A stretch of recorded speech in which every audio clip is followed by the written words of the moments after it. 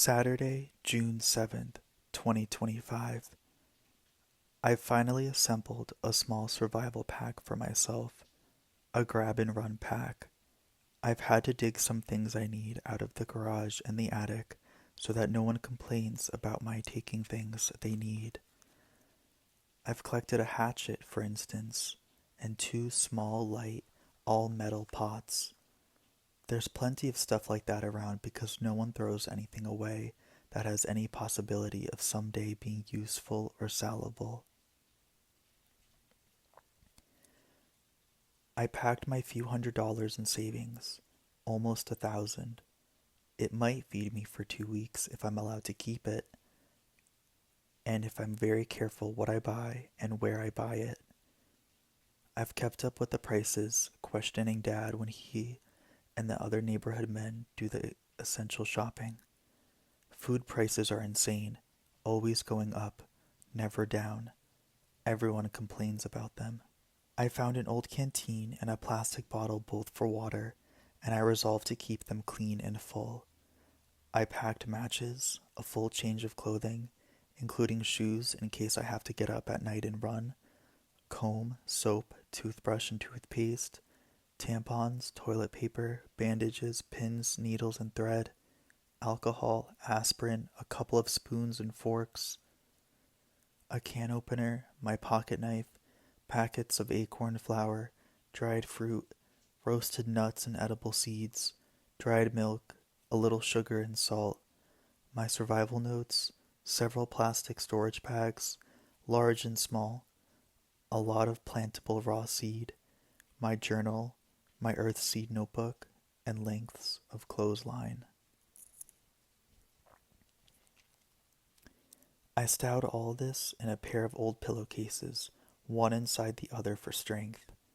I rolled the pillowcases into a blanket pack and tied it with some of the clothesline so that I could grab it and run without losing things. But I made it easy to open at the top so that I could get my journal in and out, change the water to keep it fresh, and less often, change the food and check on the seed. The last thing I wanted to find out was that instead of carrying plantable seed or edible food, I had a load of bugs and worms. I wish I could take a gun. I don't own one, and Dad won't let me keep one of his in my room. I mean to try to grab one if trouble comes, but I may not be able to. It would be crazy to wind up outside with nothing but a knife and a scared look, but it could happen.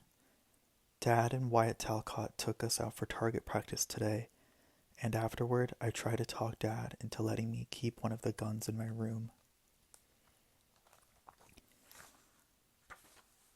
No, he said, sitting down, tired and dusty, behind his desk in his cluttered office. You don't have anywhere to keep it safe during the day, and the boys are always in and out of your room. I hesitated, then told him about the emergency pack that I had put together. He nodded. I thought it was a good idea back when you first suggested it, he said. But think, Lauren, it would be like a gift to a burglar. Money, food, water, a gun. Most burglars don't find what they want all bundled up and waiting for them. I think we'd better make it a little harder for any burglar who comes here to get hold of a gun.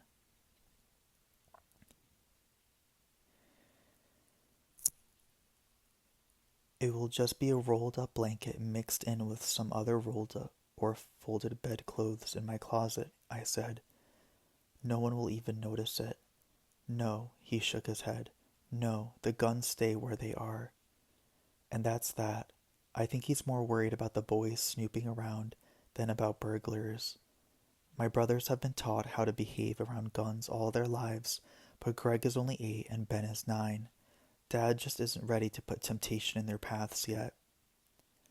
Marcus at 11 is more trustworthy than a lot of adults, but Keith at almost 13 is a question mark. He wouldn't steal from Dad. He wouldn't dare. But he has stolen from me, only little things so far.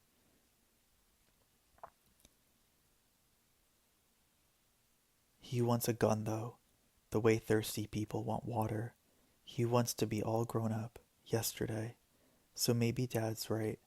I hate his decision, but maybe he's right. Where would you go? I asked him, changing the subject. If we were forced out of here, where would you take us? He blew out a breath, puffing up his cheeks for a second. To the neighbors or to the college, he said. The college has temporary emergency accommodations for employees who are burned or driven out of their homes. And then, rebuilding, fortifying, doing whatever we can to live and be safe. Would you ever think about leaving here, heading north to where water isn't such a problem and food is cheaper? No, he stared into space. My job down here is as secure as a job can be. There are no jobs up there. Newcomers work for food, if they work at all. Experience doesn't matter. Education doesn't matter. There are just too many desperate people. They work their lives away for a sack of beans and they live on the streets.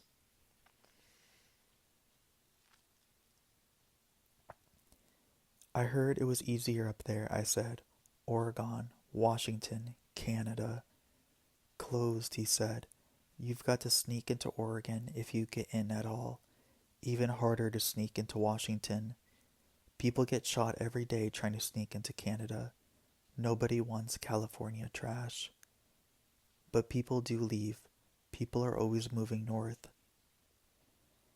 They try. They're desperate and they have nothing to lose. But I do. This is my home. Beyond taxes, I don't owe a penny on it. You and your brothers have never known a hungry day here, and God willing, you never will. In my Earthseed notebook, I've written, a tree cannot grow in its parents' shadows. Is it necessary to write things like that? Everyone knows them. What do they mean now, anyway? What does this one mean if you live in a cul-de-sac with a wall around it? What does it mean if you're damned lucky to live in a cul-de-sac with a wall around it?